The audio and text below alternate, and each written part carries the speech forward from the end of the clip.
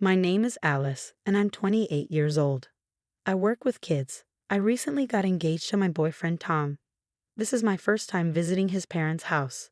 Tom went to a really good university and has a cool job at a big company. He's super smart and everyone respects him at work. I've always looked up to him. His dad seems happy about us getting married and even mentioned how they've never had a daughter and his wife will be excited. But I noticed that Tom's mom, who was sitting next to him, didn't seem too happy. It's been bothering me. She looked like she was mad, her face all scrunched up. Then out of nowhere, she asks, "I heard you didn't finish high school, is that true? Our Tom is top-notch, graduated from a big-shot university. Do you really think I'd be okay with him marrying someone like you?" Her words hit me like a ton of bricks. "Mom, that's really uncalled for." "You're being mean to Alice," I said, defending my fiancé. "Yeah, Mom, what matters is how we feel about each other," Tom chimed in. Both Tom and his dad had my back, but it only seemed to make her angrier. Isn't it normal for a mom to care about who her son is marrying? Kids take after their moms, right? "I want the best for my family," she argued, not backing down. It seemed like she wasn't going to accept me, a high school dropout, because she wanted the best for her kids. Some people really care about what degrees you have, and parents often value education a lot. It felt really disheartening to be judged just because I didn't finish high school. But there's more to my story.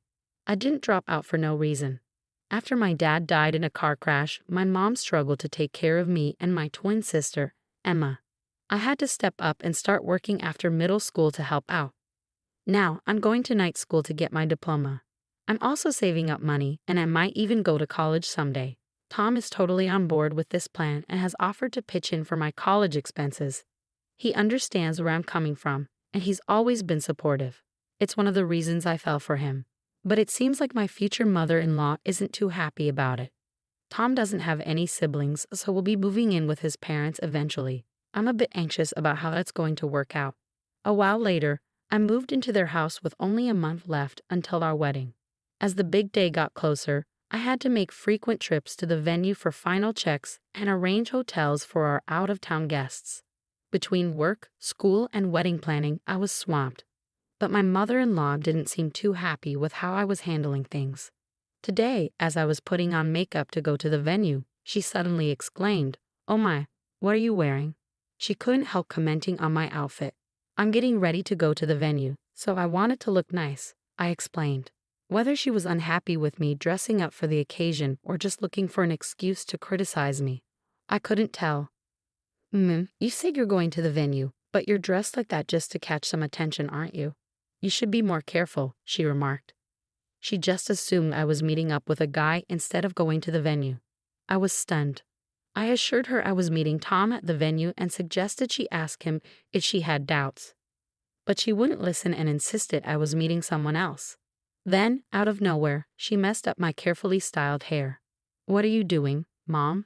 "I spent ages on my hair. Now it's ruined," I protested.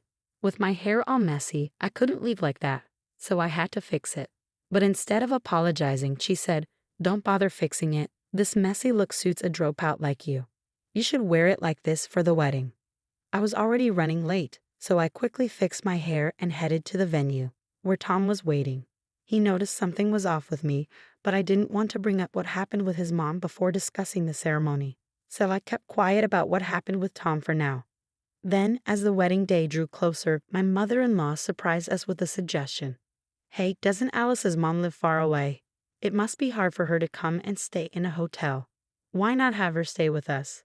Tom and I were taken aback by her sudden offer. It seemed like a good idea to save money on hotel bills and help our families bond. Tom thought I should talk to my mom about it, so I did. My mom was thrilled with the idea, and we decided to bring my twin sister, Emma, along too. At first, I thought my mother-in-law was being kind, but I had no idea what she would do next.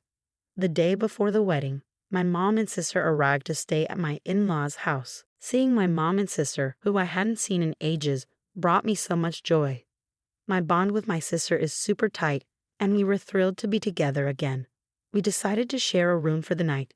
Emma, who had a bit to drink, was out like a light as soon as she hit the pillow. "Once she's out, I chuckled to myself.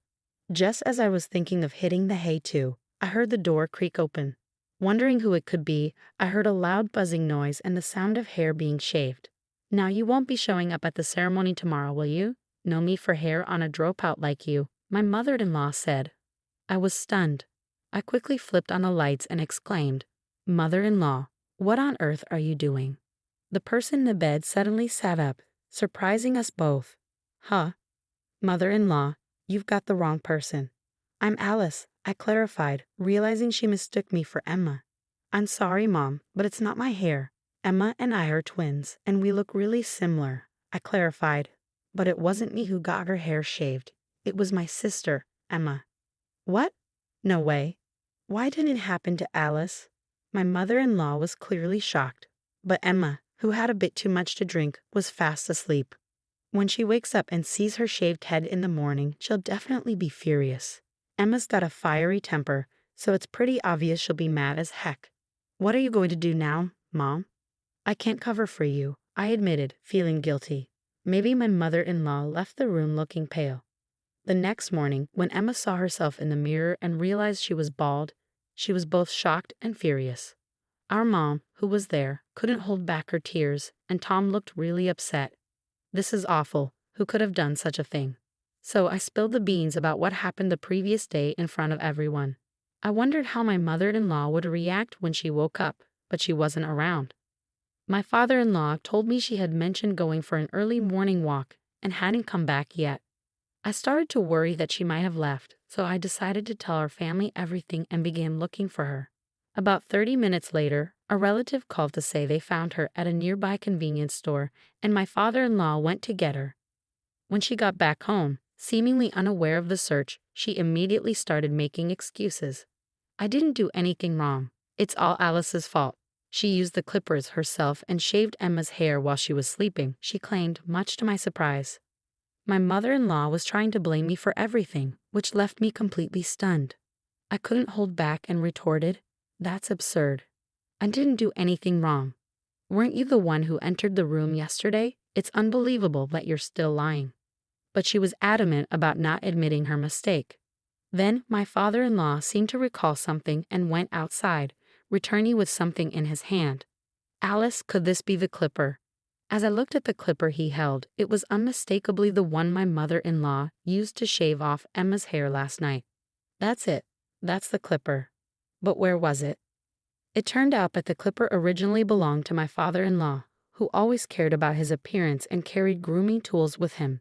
When they checked the car, where he kept his grooming tools, they found it had been rummaged through and the clipper was missing. I always leave my car keys in the bedroom.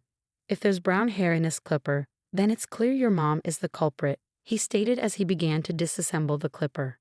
The clipper contained unmistakable brown hair, clearly from Emma. She must have hurriedly left in the dark and didn't properly clean up the hair, my mother-in-law admitted, dropping to her knees as she noticed the evidence. "Alice, it's all your fault. You, a dropout with no money, tricked intelligent Tom. I wanted you out of Tom's life at any cost," she'd accused, leaving me feeling disgusted by her selfishness. Emma, who was most affected by her actions, was furious. "I don't care about your excuses.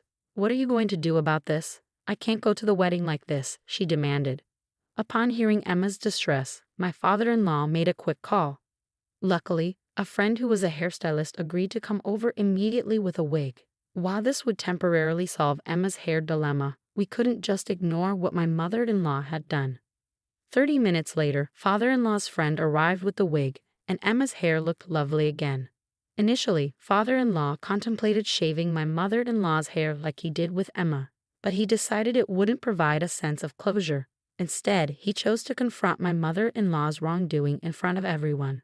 Among the guests invited were the landlords to whom my mother-in-law's parents had been indebted for generations. They had a good rapport with father-in-law, and news of this incident would undoubtedly affect my mother-in-law's parents' living situation. You see, these landlords, who were close friends of my in-laws, had been giving them a discounted rent.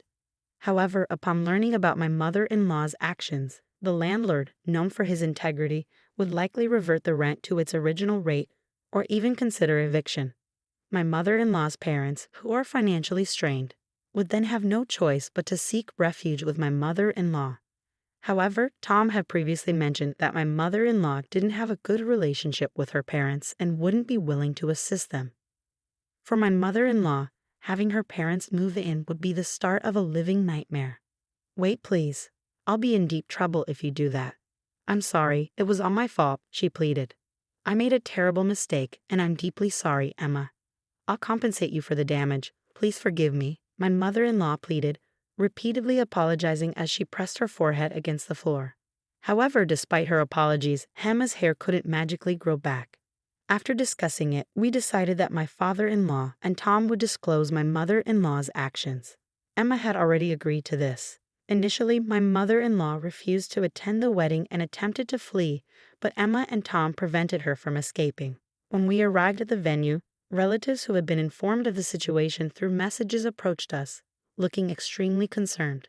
In front of our relatives, we exposed my mother-in-law's wrongdoing, and Emma bravely removed her wig to reveal her bald head. Everyone was shocked by Emma's appearance, especially the women, who expressed disbelief. For a woman, hair is often considered vital, so the sudden loss due to shaving was particularly distressing. Some people couldn't help but shed tears as they thought of Emma's ordeal. As expected, the landlord confronted my mother-in-law, asking if the accusations were true. Initially, she tried to deny it, but under pressure from my father-in-law, she eventually admitted her wrongdoing. The landlord, visibly angry, faced criticism from the women present as well. Throughout the ceremony, my usually spirited mother-in-law remained downcast, a stark contrast to her usual self. Despite this, the wedding proceeded smoothly, and we were blessed by the well wishes of many attendees. However, it became clear that we could no longer reside with my mother-in-law in that house.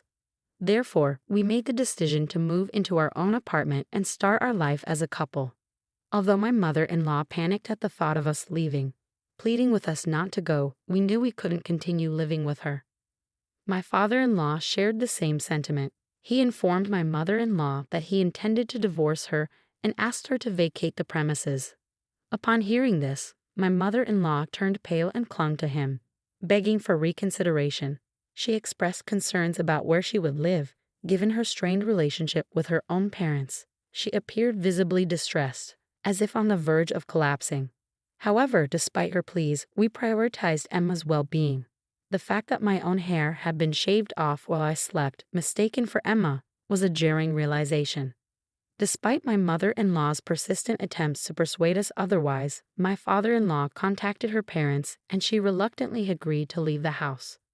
Currently, my mother-in-law is residing with her estranged parents, where she appears to be tending to their needs. However, it seems her parents possess challenging personalities and my mother-in-law is feeling overwhelmed by their demands. Despite reaching out to us multiple times, expressing her desire for a fresh start, we have no intention of reconciling with her, so we've chosen to block her calls. Presently, my husband and I are enjoying a happy life alongside my father-in-law in his home. Recognizing that the house was quite outdated, we embarked on a renovation project together. My father-in-law constructed his dream study, my husband created a space to showcase his model figures, and I focused on installing a modern, state-of-the-art kitchen. Naturally, we also prepared a room for our future child, and now the three of us are residing comfortably.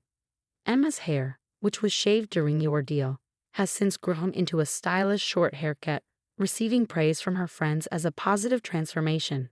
She often jokes about the incident with her friends, which stirs up conflicting emotions for me.